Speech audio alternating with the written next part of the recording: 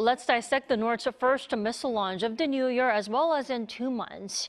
Why now, and will there be more? We are joined by Professor Brian Myers. Good to have you back, Professor Myers. Thank you for having me. Why did the North keep a low profile during the past 2 months, and should we brace ourselves for more missile provocations in the near future? Well, considering how expensive the missile launches are, I'm not surprised that the program has taken a bit of a breather over the past few months. And I don't believe that these launches are dictated primarily by political or geopolitical considerations and pressures. I do think there's a scientific timetable here.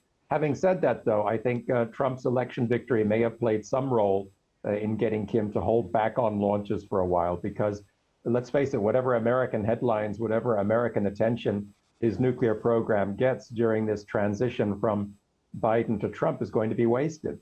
But, I think we need to get away from the term provocation, because it kind of conveys the impression that these launches are just propaganda fireworks, and it makes us overlook the ballistic and nuclear timetable which is operating here. And I think that's probably the main factor in determining when the missiles are launched and when they're not. That's an interesting point. Well, let's talk more about the missile. It's a new hypersonic missile. What do we know about that missile so far, Professor Myers? Well, North Korea itself has described it as a new intermediate range ballistic missile, as you just reported on Arirang, tipped with a hypersonic warhead. And the North Koreans are saying it flew 1,500 kilometers at 12 times the speed of sound.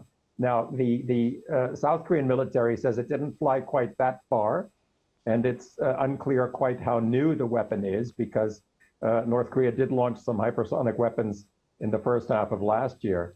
But there seems to be no disagreement that we're dealing here with a hypersonic weapon, which of course poses a threat to the alliance, because these weapons fly so fast, it's very difficult for missile defense systems to intercept them.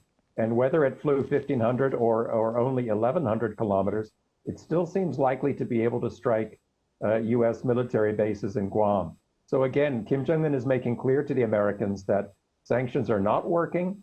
His nuclear capability is going to continue to develop. And all of this, of course, poses a challenge to the incoming Trump administration. Of course, the leader Kim Jong-un had to make a comment on the missile launch. He said the missile would reliably deter enemies' threats in the Pacific region. He's clearly targeting the U.S. here, right? Yeah, definitely. I mean, he's not so interested in South Korean public opinion or in the South Korean government. The Americans are always his main audience for these demonstrations. Do you think it was targeting more of the Biden administration or the incoming Trump administration, or both?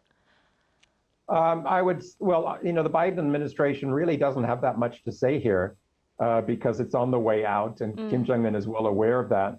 I think there's a lot more continuity, though, between these two administrations than South Koreans realize. The State Department, or the deep state to call it that, disagrees with Trump on many things, but both the deep state and Donald Trump are interested in negotiating with North Korea. And I think Kim Jong-un is aware of that underlying continuity as well.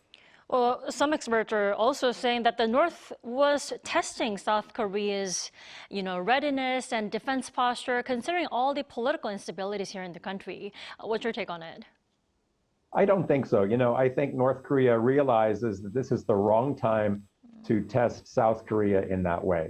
President Yoon Suk-yeol in December tried to justify his martial law declaration on the basis of a very imminent North Korean threat to South Korea's security, right? So any saber rattling that Kim might engage in now would really only strengthen the position of the conservative ruling party. And Kim Jong-un, I think, has no interest in that. And this, too, I think, is another reason why it's pretty safe for us to conclude that this hypersonic missile launch was indeed dictated more by an internal technological timetable than by diplomatic or external consideration. All right, Professor Myers, thank you so much for your insight and your time this morning. We appreciate it as always. Thank you.